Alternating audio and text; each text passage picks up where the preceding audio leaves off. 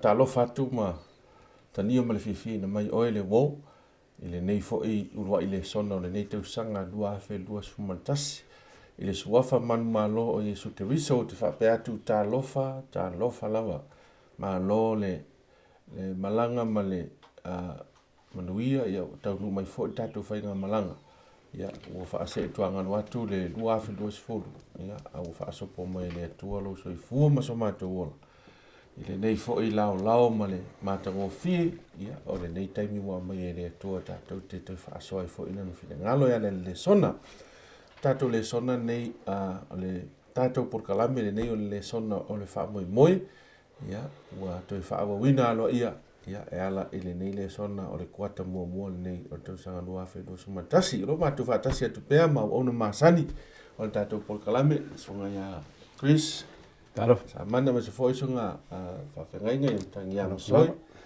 ma lo lava aftai ia ro songa mo le fa ma lo singa tua ia o le ala tatu pa veloa o nei fai asi pu o le taimi ia ai tele lava ia le sosio le fe aura e tu o mai na fionga I fa so ina na le ala o tatu talo ai mala o tu ai mal fa lo sunga fa venga mtria pe fai nei sa no mai tatu talo io vai lo matu tamai o le langi o matu sauni le tu ai matu te fa so ina lo fionga matu te talo le fio le tua o na I matu ni me fai ngalwenga fa tau va le ila vasi si awala me fai ai ona matu malama I lo fionga na le nei pe a mafutaina I matu le mana lo nganga to fa manantu le tua ia nei a onga tau e tapena I matu mo le te me te fio mai ai e au inantu I la to o na lofa ia toe nga wa I mausta I la fio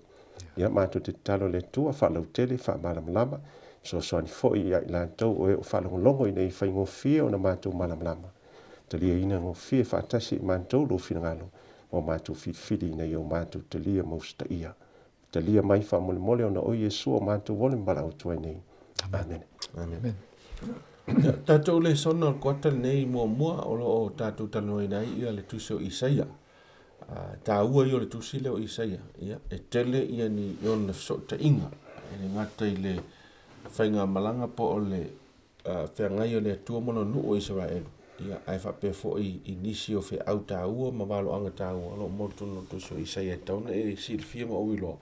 E ta pena ai lo tangata fatasi mai matou ia so leanga ora o mai maso o ta ua so le unga alu sunga Christmas mtangia awa o le unga le na tatu faso Mai o le unga faso ina ia ta pena ina tatu ele nga tatu te lo ma se le fil ngalo le tua mo tatu umalama ia ai o aso ia la o mai le tele ne tala no ia tangata ke wisiano ila to ena tu ma ai mai me se fo ila tun fa ali le to pe o fa linga ma tu so tani apostolo Ioane o aso ele ni aso le de o tato tu vai mai ai mai ta uala ai se me tau ona fa ta ual tangata ona si le fiele mai le fionga le tua pe fa pe I on ta pena on tangata ma le la tato amata tu so le la tato amata tu sanga nei doa lu sumatas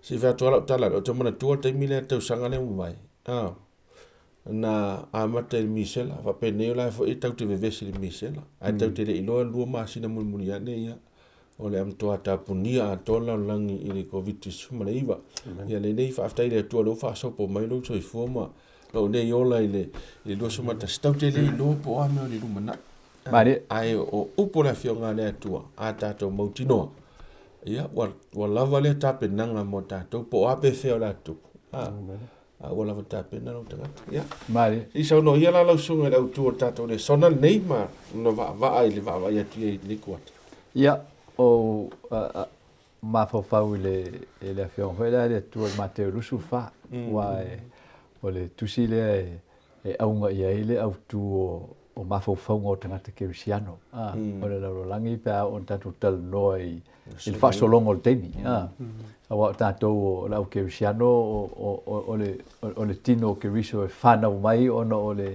ono o le tausisinga o le tala fa'asolopito o le tala lelei. So e tāua te le pela ona li liu le tausanga i tātou amatanga fo i lua afe lufu le tasi leu tātou iai. E mauti noa le tāua ia tātou le tātou mulmul tae te inga le atua. Ono mafofau le mauna mai Yesu le lufu fafa upa fasu fa. Io tau nofo sauni. Awa o le temi e tau te le manatu natu ai. E sau ai la tali e o tanata. A tātou mata la ma mai tau le ngaso longa o le soifuanga mai le olanga le temi ne o tātou iai. Ua tātou no nofo i temi ua le o toi ai se afo i se manatu tele o tangata i le fionga le atua. O le mele o e tātou laulangi pe o tātou mawhanawhana ma tātou nofo le lei i tū langa o le whaaltino. Ia o le hoi o tātou toi whaalonga atu la sau le si stimulus. Ia o ai la e fia manatu natu seisi mea. Pe ia e fōlinga mai o le maule e afo e momoli mai e si o manga o le laulangi ma lana whainga malo e fōlinga mai o le maule mai e le laulangi o le popoli. Leise mea la pole le ingi me tupu. Afa pe yeise mea e tupu le lei a tili mea. Pe ona iei le anganga na i tono whainga malo. Afa pe ini me whaale tonu ia o la tātou tāngofi atu e whai ina ia whaale lei. Io ia me tonu ana le whetala e ile atu. O teime tō te le mana tunatu ai. E o mai e ile. Sau waila tali o tangata. So mo tātou la. Ta ua te le a tātou le tātou whaasoa i lungo le whaavaila e o tātou whaasoa pito o le nu o le atua. Wala au tū nal kako kuata nei. Se whaisina upu o au tū o tātou kuata. Wala au tū tō mua o tātou kuata. O le whaamarosi lo nu. Le mai el tātou Lesona lea. So le nu la le tal noi tātou pe a tātou tal noi ono pōne le nu o le atua. O lo tal no tātou i la fo le nu e tāu e tātou le TUSI pa ia whenga o Israelu. I le whenga o fau ma le teimi o natu e o Israelu whaaleanganga. So le se senga o le Israelu la ea ma le Israelu whaaleanganga le tātou. O tātou le ua o fia umala langi tono le o le tala le o le wha o le tanga le tongi ola le toto ia Yesu ke wisa. O le to e inta ngata esi. O le to e ninu esi. O le to e se iuteia po se eleni. O le to e ni wha ilongalonganga wha pēnā o le tala le lei. Ua malingi le toto Yesu ke wiso mo le lalo langi uma. So se tasi e wha tua il swafo Yesu. Wha o reina. O e wha o reina. O e ua lato ana ma lato matatau le atua. Matausi lana polo inga. Ia mataufi le mau ia Yesu ke wiso. So me ia le e wha sino ia le tato upto mua. Wha marosi lo nu. Wha marosi lo nu. Ia o na mai ro le o le tātou afo o le tātou maule e afo e manao ia tātou Lesona e whaamanosi. Le mai le afo le ISAIA le fastful mai tolu o non whai bua. Na e afo te i whaitau e amata i le tātou whaasoa e mo le tātou kuata nei. Le afo mai o le nei o lo whaapea o na whetarai mai o Iova o le na whaia oe. Iako poe ma na whaia oe Israelue au o le whewhe.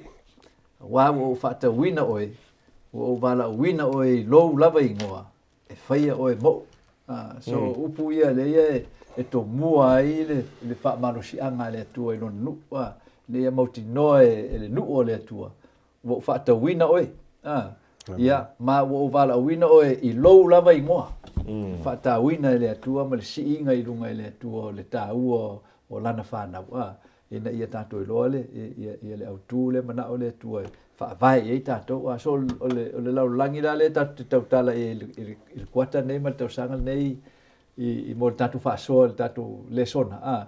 E whaasino le au keusiano. Le au keusiano au aolo e le laulangi. Le ngata lana whaasino le au keusiano au aolo e le laulangi. Ai whaasino patino lava i e o lo tutoi. O lo i tonu o le tino la e o lau keusiano. O e o lo o lato tau fi maul fina ngaro le tua peo na mai whaalinga suma lusa suma fitu lena. La e whaasoa mai e au ai pu e tato. O e tausi le polo i ngā le tua. Ma tau fi le mau ia Yesu ke visa. So le tūlanga na lea leina iei le tato mafutanga. E ma oti ma patino e whaasingo nga i teimi o tato iei nei. So o le wawhiroa ila e o le la tātou tausia le kuata nei ina ia momoli ele whea.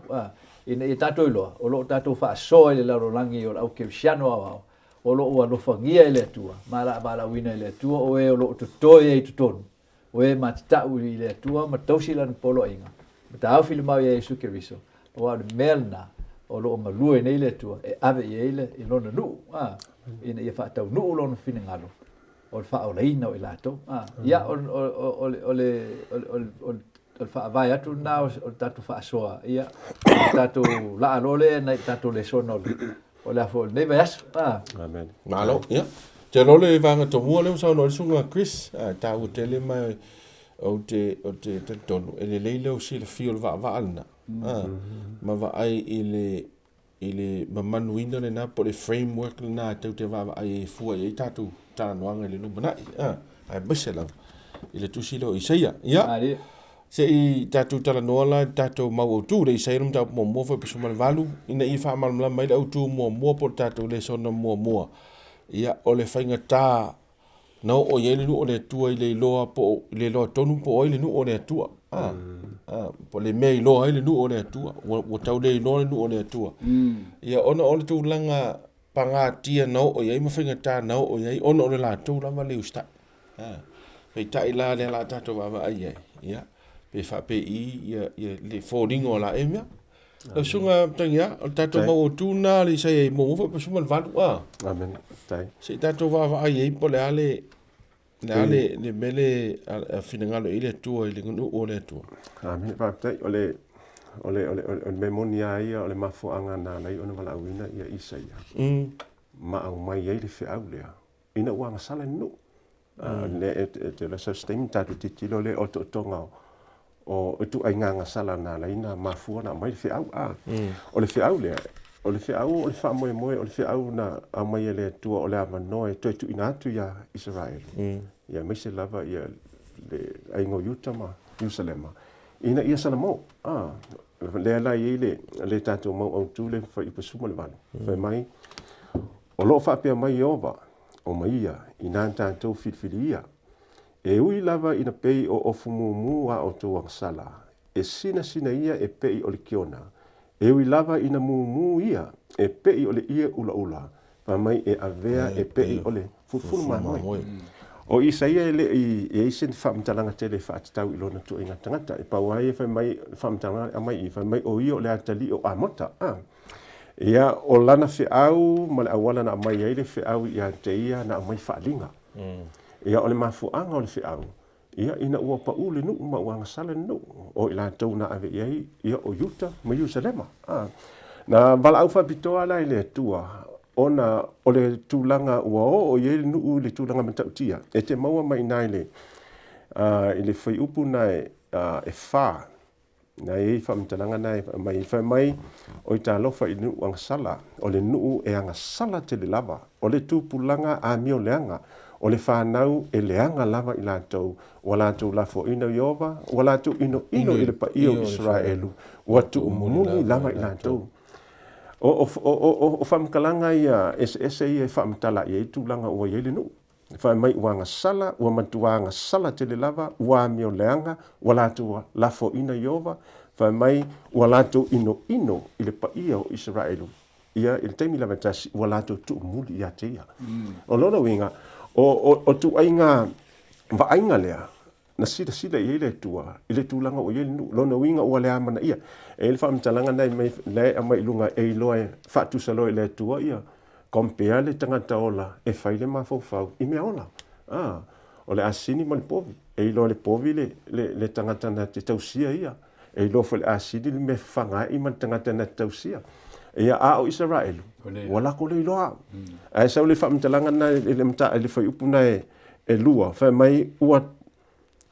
mai ua ou tausia maa o ina le whanau a ua la tau fōu a o le sile upu e whamtalanga mene o le angsala ua fōu a e le mōmole ala mtau pe tonu mau masani e tātou alon whai upu e whai mai o ila tau umalava o e whai a le angsala wala tau soli tu la fono o le angsala o le soli tu la fono lava lea o le whai mai lola ia lea le whai upu na sifulu whai mai whai pule o soto mai whaalongolongo mai ia i le fionga a Iova whai mai le nuu o komoroi ina wa i mai ia o tau talinga i le tula fono alon tātou atua. O le mele le tupu. Ina o ese le nu o le atua ma o lantou soli tula fono le atua. Ia o folinga ia whamatalai le ngata o lato foua, o lato la foai, o lato ino, o lato whaia le amioleanga, o lato tūmuli. Ia o le whaatino, so steimi lawa tātou te whaatino inai, le whaia o le angasala, po le soli le tula fono le atua. O folinga mai e leo tātou, o le mea moni lawa nā. Le ala, na mai e whai mai, o le silea mea to inga ansala le atangia mai i. Whai mai, whai pule o soto mai. Whai mai le nuu o komoroi. E sa me wale ina whaatu sa whape le tua, ma whai ngō whapea. O le ale anga sala anu uia nā lai, ina whau matia le tua. Ia, o tātou ilo uma, nene o le whaita anga, o muli lua, o le whaso toma, ma tūlanga o mea uma lava. Which is, o mea lea o le tane, o le fine. O e whaulinga mai i, o anga sala ia. O le fo i ua whaatino ina le nu o le atua. Nā lai o nao o mai ia, le whi au whapito lea. Tanga i lesi vaenga le whai upu nei e suma lima vaenga muli whai mai ua tumu o tau lima i le toto. Lo le wingo tangata whisio tangata. E le on tangata a lolofa o tangata whisio tangata. I le whai upu le lusu mantasi whai mai awe ua avea matalitane le a ai sa wha maoni.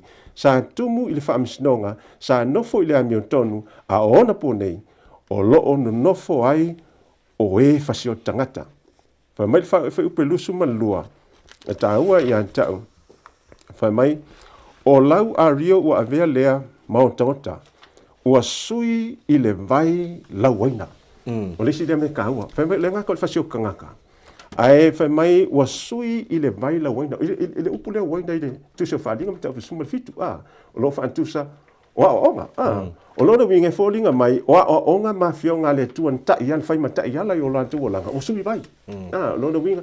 O the same thing for i pelena e tau whaapula i le amatanga. O le tūlanga o Israel teimi lea. O le ata tonu ana o Israel whalenganga. I le teimi ne ua lata teimi o le unga. Langa o le teimi lea. O lae ea fo e tūlai mai ISAIA. I le teimi o tupu i e to wha. Tupu i e to wha. Ia se ia o lava i tupu muni. Whata whea loa i le. E whata wheanga nina apapendia. Which is o le consequence ngā lanto sala. Which is o le mea fo ina le la to e repeat. I te keime muni keime le unga. Ona o tua inga ngā sala la ia. E le ngata o le whaita anga matulanga o mea whapena. Whasio tangata. Ia e whai mai le vaenga lea. Walantu sui foi. Ia i le vai la waina lo winga o le whaamitalanga o le wa whaafilongia. Ia o onga. Ia mafionga le tua. Le whaipulusu matolu whai mai. O ua lii. E vao ngā tā i lantou. E whiwha ua i mai ngā oi. Ua nau i lantou uma i mea lofa. Ua tau sisi foi i le taui.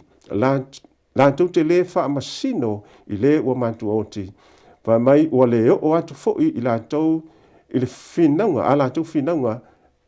Ua le o atu foi i te i lantou le whinaunga. Alfa whine ua te lantou tane. Lona winga se whaupunga. E le i whai i lantou wha masino tonu le tua.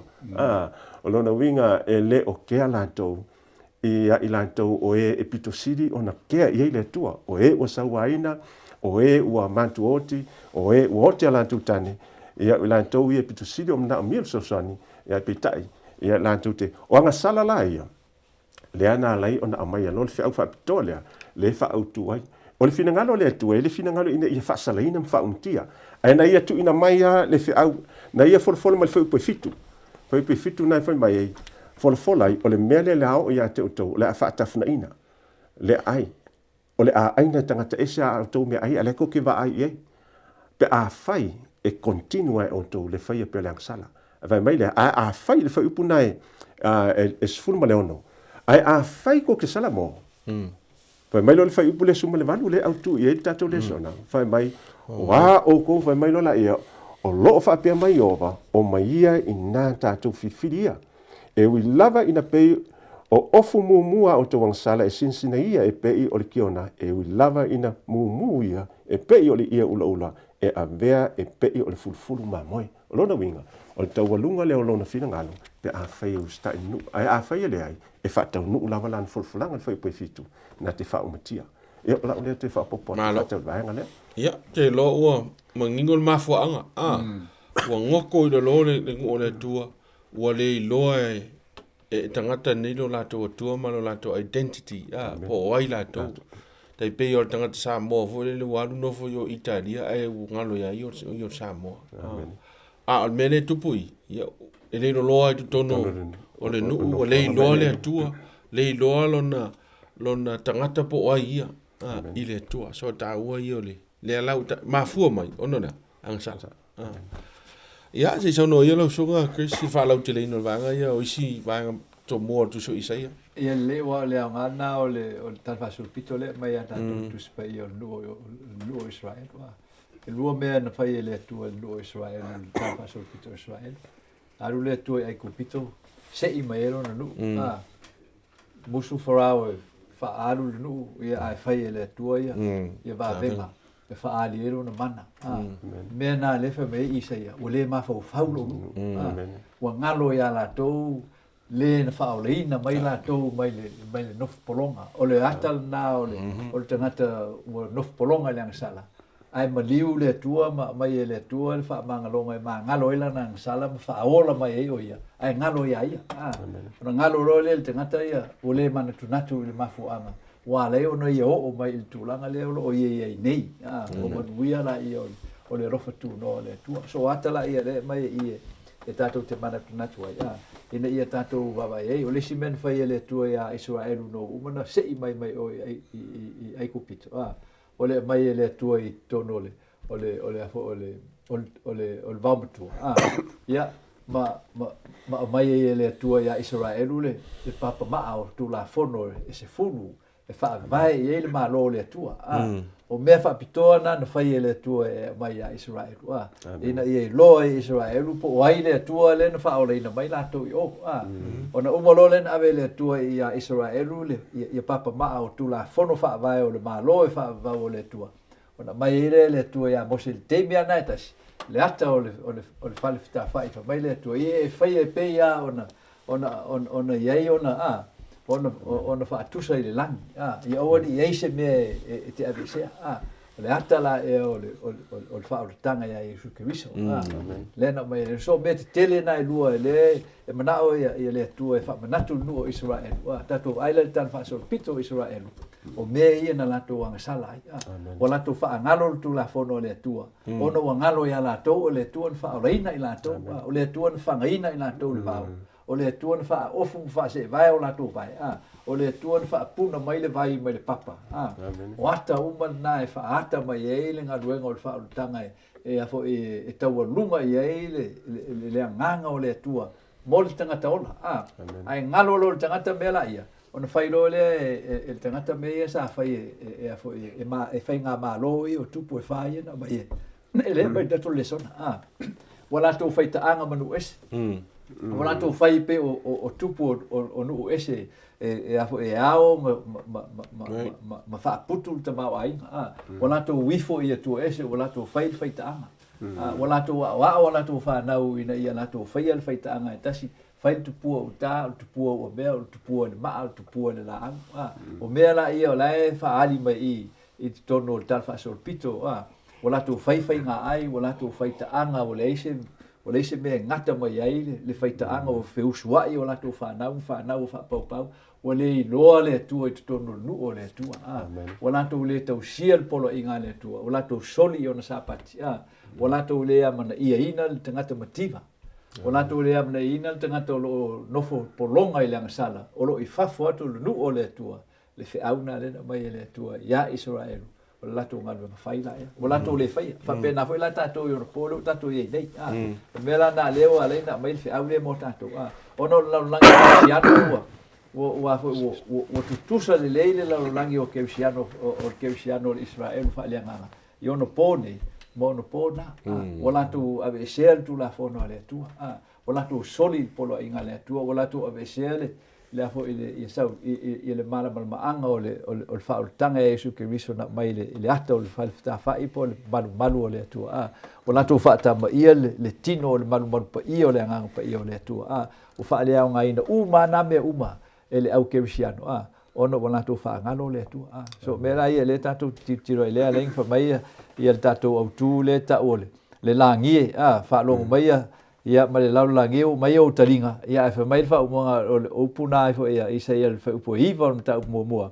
ana le fa to ina Iova o au ni nai to I titi lava ia te tatou po a ve I tatou pe o Sodoma ma tusa I tatou ma Komoro pe fa pe le fa sauina le tu to I titi la ia le atala na le tatou te tal noi ne fa tawanga I te mine o tatou ye ne o lo ye o lo to toi o le to I titi o e fa mauni I to tonu o le au fa inga a toa o le e kasi ke siano le laro laki o e lo la tu la mona pele si u fongo le nga pa ia o lo val au ne le tu e fo I mai o le feivala na le mai le tu e tatou ne o lo o tau veina le fionga le tu ma o ina le ia tu spa ia pe ona mai le tu I lo nu talu mai le vai te mi ole o la fe va se fa mo tatou ne o lo o ye fe au fa pito ale tu fa I o ila nga luenga o lo mana mi tatou te ala ngaina ia ona ave ro le o tatou le tu I tono isi va ngai o tatou le sona pe ona mai le ila fo ila so fu ala le ta o eva pe o fa potonga ma sa uninga le au nga ma le inusia o mena le o to ia le tele o le larolangi ke visiano yo no pone o mapo sa uninga o tumu sa uninga o matua oti fa solo ato le ola fa le nga o le se so te inga ola ma le nga o le tua wa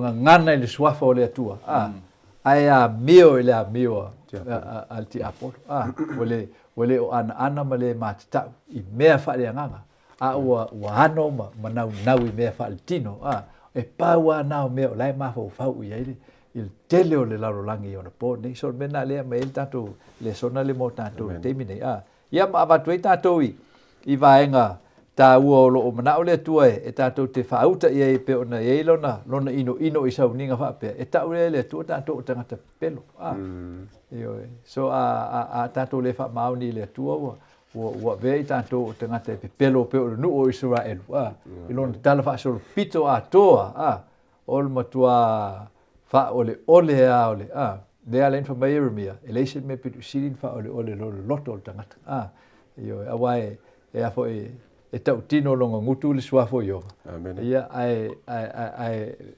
fa moi lona loto e fai me e afo e manao e alo na ia mafo fa ai le ofina ngalo le tu so isi na va ngol tatu le sona fa so atu mo na va amen ia malo te ro wo mo fa tatu le sona ai o vanga ta una tatu le sona le wo lo ta u amen pe le fo la ta o sunga Chris te lo kava to male vanga le boldo le ole ai o ile no le tu ta po a siong ponga e o ta po e se me fai e fai ia le nga sala e pe ole pe me le fa mai ele foi puna su male no ma su male fitu e fa malingi toto ma fai ia am yonga le tau istangat ai o ta patio no le si di ma fai so na fai so le melna le tu po te lo tang ke usiano e fai me le anga istangat not necessarily le anga but ole upule mai io le oppress po ala vanga luenga fa e fai e oppress pele e se ami o tonu istangat fai le ami o le tonu istangat io le mena le o fia io le fa mai o lima la na si ino o lima le mama e le talia le tuala e tu ngata po talo ai le ngona le tua pe e sa no I tele o tapo inga tomu farsa ai le I se mana ola le nga pa ia le nga e se le nga le tapo I tanga so e se ta u upu ia ta no ia pe foldinga mai mama I le tanga te le ta u ia te ole mafa ia ole fa mafa le ave le tu le na lapta inga le nu ole tu la ngolai e mana tu ala tu ole mama ala la tala te le tu a ole lo e se me silina le nga le soifanga nei o lo le lo na te le lo moni la fa pe o la ki o ki ai uma kwa ke le ale fa inga ma le lo ala ye so ole meto no na le tu punu ole tu mai de tam to fa ta o le tu langa le fe au mo le ulua I vanga o tu so ISAIA mo ma ngo ta tu so ya se I fa so no ia te loa ia vanga fai una tato le songa. Amen. Le ISAIA sfulu mo fa po sfulu iwa totas. Ia ia manui ole fanua. Mala fanua mai le tu a ngalu ina la tu te ina ia manui ma sele manui. Ai ale ai. Ia ono no ingo te le fa le tu. Fa utia pep. Ia. Isi so no ia na va ngalo sunga fai mai le sunga krisile. Se volo fa mal lapta inga. Okay, ole au ku ako ale le fa ko di piki mai Yesu i le ku se ma kai o ka pe fiko fe pe lu suma kas ya. Mai ele sa wa kul malo lang ila to mo fe mai le nga o ila ko lava o e faia de fi ngalo.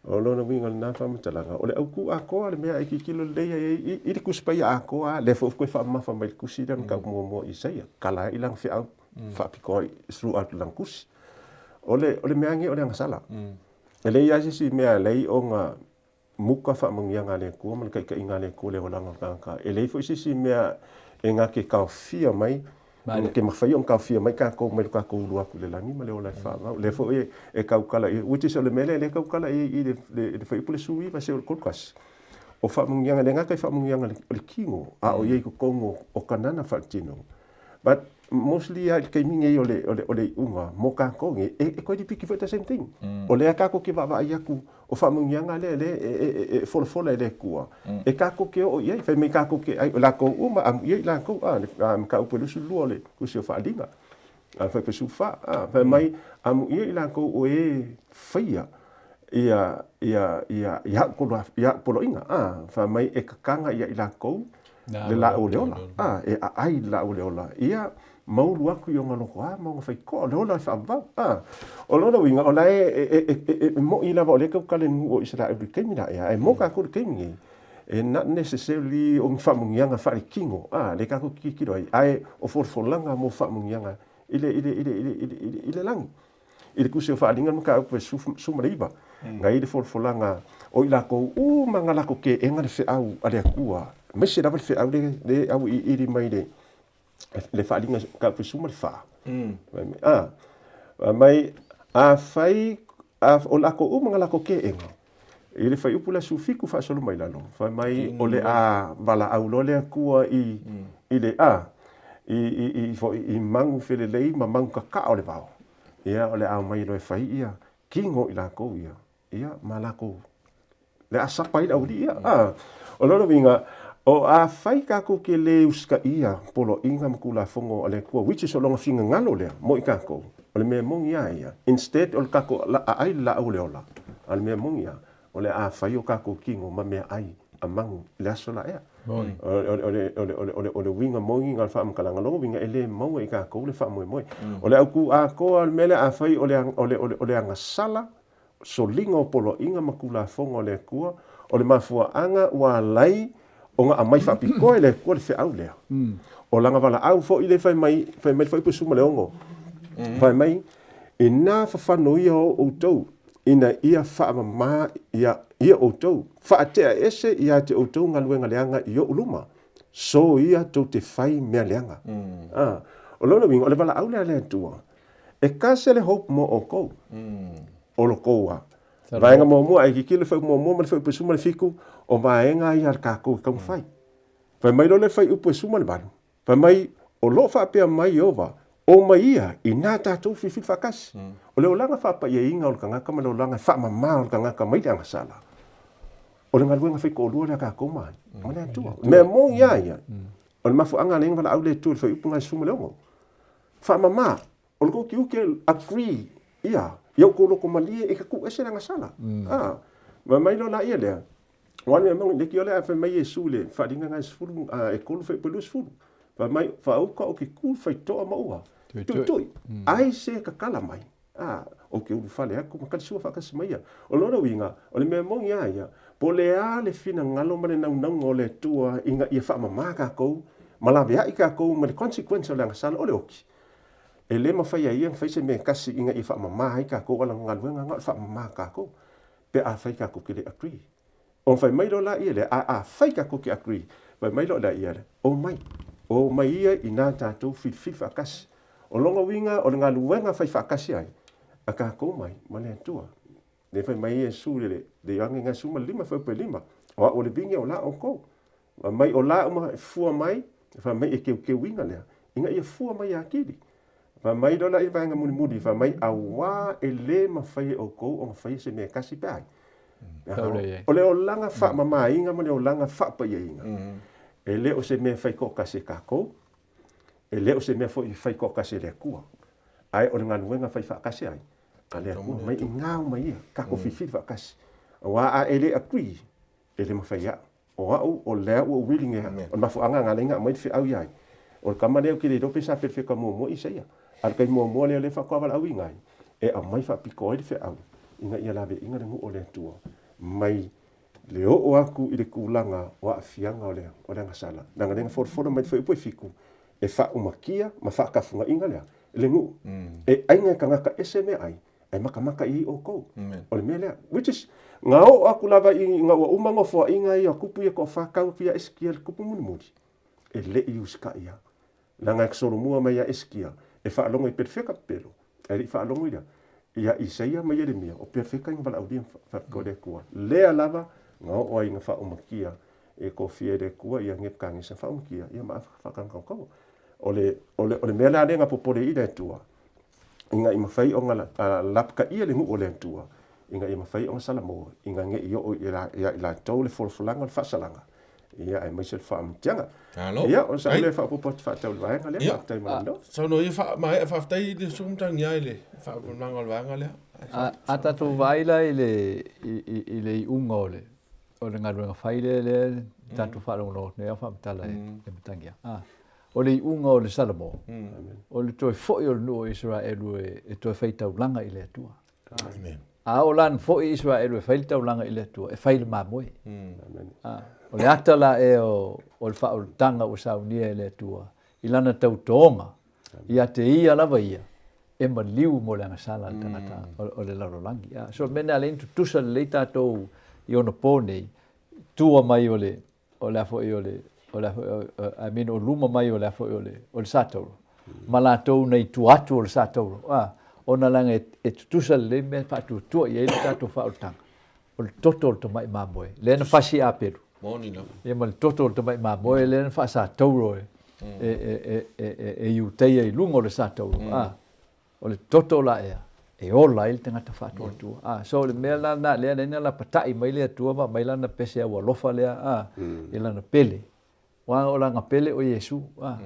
Ia a o lana pele na le fa tusa e tatou le fa mai fa upo fitu o ta upuna lima a wa o le to vine Jehova o au o le a inga o Israelu lea o tangato yuta foi o lona fa to anga lea ne ia fia iai ne ia fa tali le fa msinonga fa uta foi o le fastangata ne ia fa tali le amiotonu fa uta foi o le uio so le nuula leo Israelu le ta mai I ma o foi o le ainga o Utah o le fatusal na o le tamu fainga fa le tangata e la to te tau faia la to fa o tanga ia e mai e rupo le afionga le tu e su e tu el fam sironga e mo te o fa tangata la e to ona langa e le fa o la ina tato I se mea tato te faia ai ola tato ile maliu Yesu so le fa o tanga na le mana o le tua ia manino le leila o keusian ina I owani fa ngaloina e tato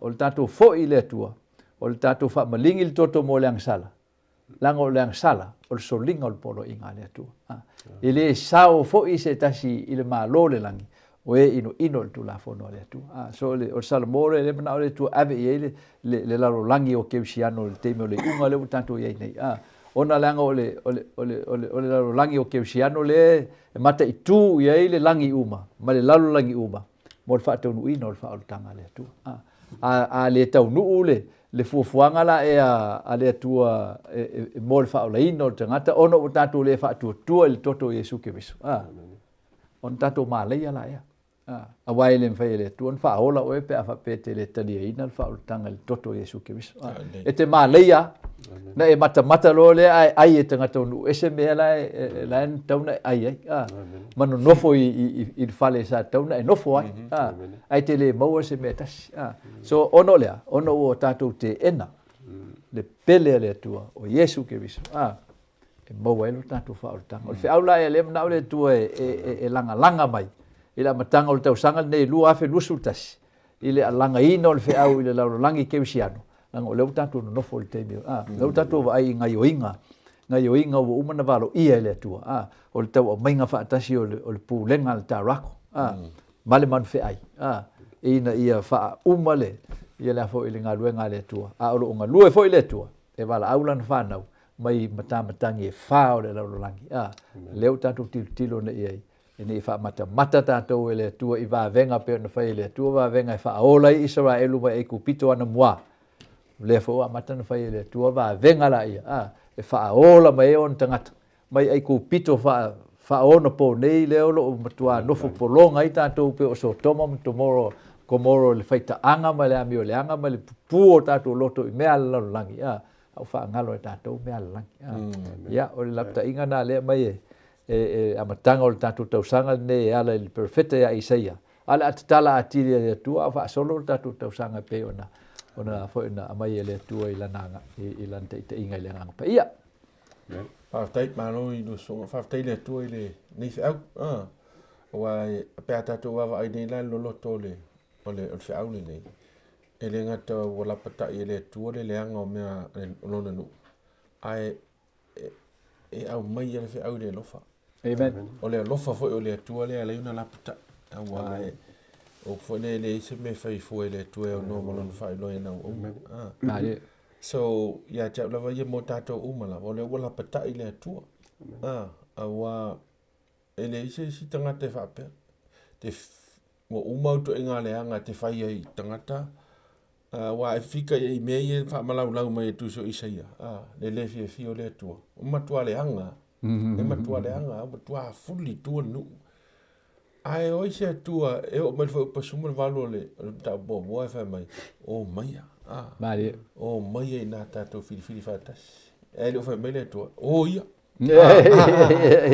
o ia se me pe o ke ma ko pe a fiu lo makari e le fa mai le tua tuli se me ale fa mai le tua o mai na ta to fili fatas ai va ta ni va mai let us reason together le la ufa mtala tu me tupu ya oi pe ele ustai so mela ne matato maftanga le ia we are reasoning together with God and let's hope matato fa moi o la to o mo le nei fe au tato te talia ia fautuanga la pta inga o pole ala valuta o ta wai le o lenga le tua ina ita to fo ia tu ia mari loto ato amani le tua au te misia tato le sona no no la tato anga i tu ni sim ta upu o le tu so ISAIA mo le te nei mai ma to nei ma una le tua fa ma no fa aftai fa fo mai fa manu ia tele le tua o la fa tato talo aftai ta mai no fionga le nei fo i o ma to la sia mai le nei tau sanga fo amen fa tasi ma fa manu yanga o mo moli mai le i la fionga ele tu so ISAIA ma tu te talo fa moli so ani mai ma to vai ia ve fo ile tu le nei fa so ma ta upu ta u mai lo ona perfecta ISAIA ina ia lapta ia pe ma to wa ma to ia so le anga u ma to ia nei amanu ia en fa fo nei le son ia fa ia le fa unga ma le feelinga i ia te oi ia mo ile ola fa mni e ona nei ma nei tanga ta fa te va i lo la so fa Yesu amen